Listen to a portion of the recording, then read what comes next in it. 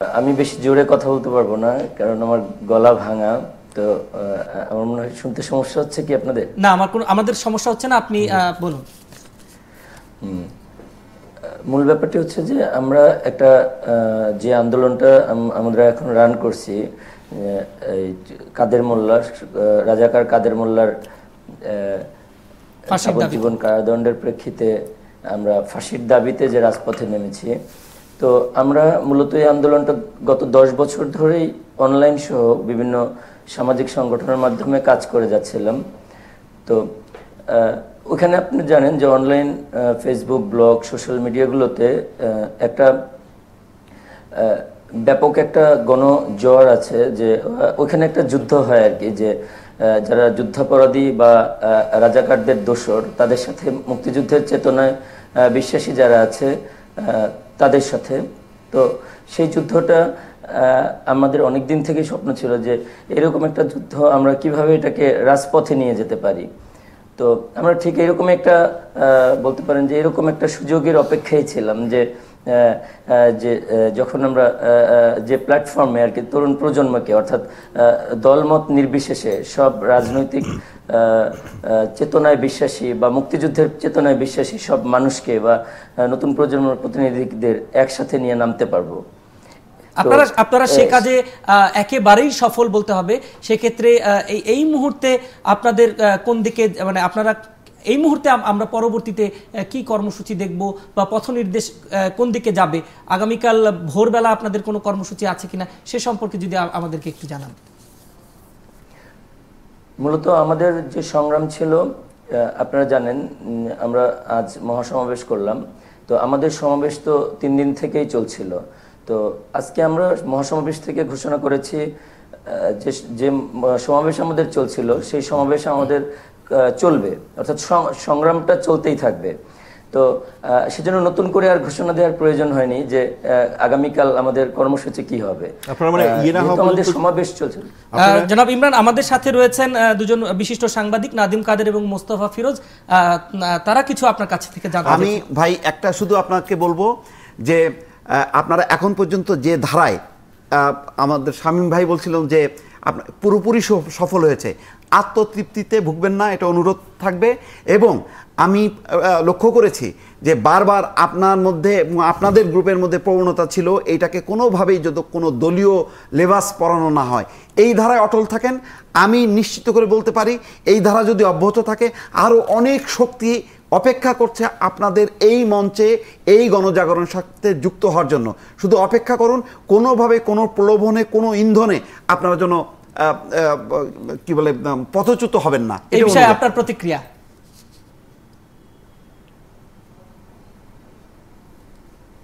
তো জি, আপনি যদি শুনতে পান, নিশ্চয়ই শুনেছেন, মোস্তফা ফিরোজ বলছিলেন যে অরাজনৈতিক একটি প্ল্যাটফর্ম থেকে দাঁড়িয়ে আপনারা যে আন্দোলনটি করছেন সেটি অব্যাহত রাখার ব্যাপারে তিনি তার প্রত্যাশার কথা জানিয়েছেন। হ্যাঁ, অবশ্যই আপনারা দেখে থাকবেন যে আমরা প্রথম দিন থেকেই বারবারই মঞ্চে, প্রথম দিন তো দেখছেন যে রাজনৈতিক দলের নেতাকর্মীরাও এসে আমাদের মঞ্চে কথা বলেছে।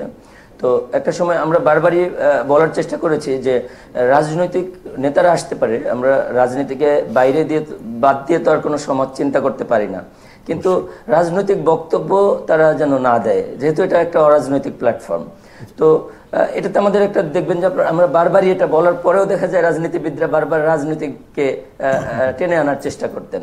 তো সেক্ষেত্রে আমরা মহাসমাবেশ ঘোষণার আগের দিন, অর্থাৎ গতকাল, এই ঘোষণাটা দিয়ে দিই যে আমরা রাজনীতিবিদ, অর্থাৎ জাতীয় রাজনীতিবিদদেরই আর এই আমন্ত্রণ করছি না। আমি ইমরান এবং তার সহযোগী সবাইকে সাধুবাদ জানাই। আমার একটা প্রশ্ন, যে আপনারা বলছেন যে আপনারা এই আন্দোলন চলতে থাকবে, সেজন্য আপনারা নতুন কোনো ঘোষণা দেননি, কিন্তু এটা কি খুব প্র্যাকটিক্যাল একটা ব্যাপার যে আপনি কতদিন ধরে এই শাহবাগ চত্বরে থাকবেন? এবং কারণ যুদ্ধাপরাধীর বিচারে যে লিস্ট আছে এখানে আরও অনেকজন আছেন, এখানে কিছু আইনি প্রক্রিয়া আছে যেগুলো সরকারকে দেখতে হবে, সিদ্ধান্ত নিতে হবে। তো আপনারা কিভাবে এটা কন্টিনিউ করবেন?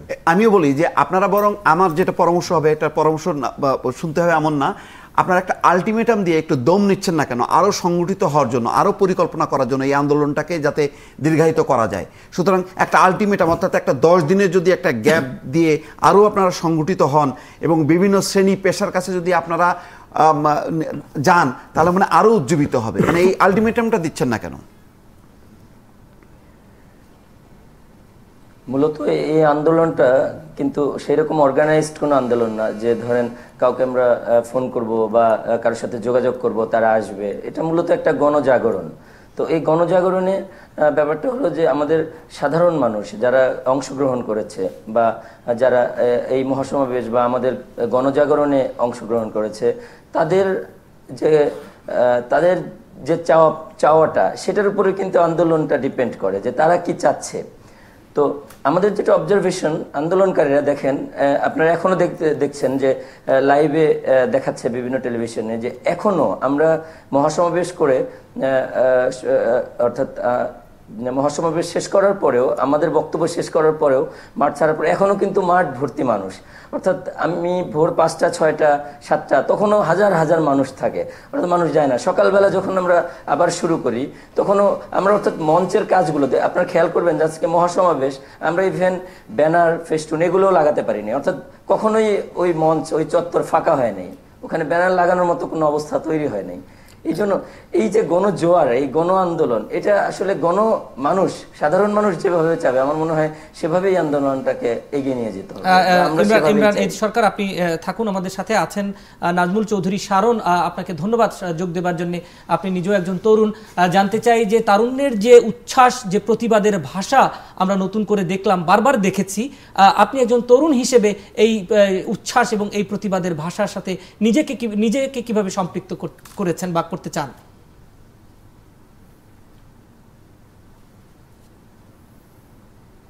ধন্যবাদ আপনাকে, ধন্যবাদ ৭১ টেলিভিশনকে আমাদের তরুণদের ভয়েসটা সারা বাংলাদেশ তথা পৃথিবীর মানুষের কাছে পৌঁছে দেওয়ার জন্য। আমাদের তরুণ সমাজ, আমরা যারা এই প্রজন্মের, আমরা ৫২ ভাষা আন্দোলন দেখিনি, ৬৯-এর গণ অভ্যুত্থান দেখিনি, ৭১-এর স্বাধীনতা যুদ্ধ দেখিনি, কিন্তু আমাদের তরুণ সমাজের আজকে আমাদের সুযোগ হয়েছে ২০১৩ সালে আজকে এই ঢাকার শাহবাগ স্কোয়ারে বসে একটি গণজাগরণ সৃষ্টি করার, যেটি আমি মনে করি সারা পৃথিবীর মধ্যে বিরল, কোনো অর্গানাইজড ওয়েতে না। ভেরি মাচ কাদের মোল্লার যখন রায় হয়েছে, তরুণ সমাজ সচরাচরই স্বাধীনতা বিরোধী শক্তির বিরুদ্ধে সবসময়ই ছিল এবং তারা একটি চাচ্ছিল যে বাংলাদেশ যেন সামনের দিকে এগিয়ে যায়। আমাদেরকে অনেকেই ঠাট্টা করে বলতো মাইন্ডলেস জেনারেশন, ফেসবুক জেনারেশন, তোমাদেরকে দিয়ে কিছু হবে না। আজকে মোহাম্মদ জাফর ইকবাল স্যারও তো সেই কথাই বলছিলেন বাংলাদেশের, এবং পরে তিনি এটা স্বীকারও করেছেন। বাংলাদেশের তরুণ সমাজের মধ্যে যে অদম্য স্পৃহা আছে পরিবর্তনের, তারাও পারে যে কিভাবে একটি আন্দোলন সংগঠিত করতে এবং বিশ্ববাসীকে দেখিয়ে দিতে যে বাংলাদেশ কোনো যুদ্ধ অপরাধী, জঙ্গিবাদ অথবা সাম্প্রদায়িকতার জায়গা নয়। আমাদের তরুণ সমাজ, আমাদের বোনেরা, আমাদের মা বোনেরা যেভাবে করে স্বতঃস্ফূর্তভাবে, আমি একজন তরুণ হিসেবে তো আমি গর্ব করি, আমার বাবারা যখন যুদ্ধ করেছে তখন তারাও তরুণ ছিল, যেভাবে ৭১-এ তারা স্বতঃস্ফূর্তভাবে যুদ্ধে অংশগ্রহণ করেছিল বঙ্গবন্ধুর ডাকে। আজকে আমরা সময়ের প্রয়োজনে, সময়ের ডাকে যুদ্ধ অপরাধীদের বিরুদ্ধে যে অবস্থান নিয়েছি, আমরা মনে করি এর মাধ্যমে বাংলার মাটিতে চিরকালের জন্য স্বাধীনতা বিরোধীদের কবর রচিত হবে এবং সেই কবরে সমস্ত বাংলাদেশের মানুষ ঘৃণা প্রদর্শন করবে সারা যুগ যুগ ধরে। আমরা একটা রিকোয়েস্ট করব আমাদের অগ্রজ যারা আছেন, মিডিয়া কর্মী যারা আছেন এবং যারা রাজনীতিবিদরা আছেন, আপনারা যেটি বলেছেন যে এটিকে কোনো কেউ যেন পলিটিক্যাল একটা মোটিভেট করার চেষ্টা না করে হবে। পলিটিক্স ছাড়া পৃথিবীতে কোনো কিছু হয় না। আমরা যেটা করছি সেটিও এক ধরনের গণমানুষের আন্দোলন। আমাদের বাংলাদেশের দুটি ধারা, একটি স্বাধীনতা পক্ষের শক্তি এবং কিছু সংখ্যক নর্দমার কীট, যাদেরকে আমরা বলি স্বাধীনতার অপশক্তি, স্বাধীনতার বিরুদ্ধে শক্তি সোচ্চার আছে। আমি মনে করি এটাই সময়, ২০১৩ সাল আমরা আমাদের শহীদদের রক্তের শপথ করেছি আজকে, যে আমরা স্বাধীনতা বিরোধী শক্তিদের শুধু না, তাদের যারা দোষর আছে তাদেরকেও বয়কট করব। আপনারা যেটা বলছিলেন জনাব নাজমুল চৌধুরী শারন এবং ইমরান এইচ সরকার, আপনারা দুজন আমাদের সাথে যোগ দিয়েছেন, খুবই ভালো লেগেছে কথা বলে। দিনভর আপনাদেরকে দেখেছি, আপনাদের এই আন্দোলন কর্মসূচির সাথে নিশ্চয়ই আমরা থাকবো। আপনাদেরকে অসংখ্য ধন্যবাদ আমাদের সাথে যোগ দেওয়ার জন্য।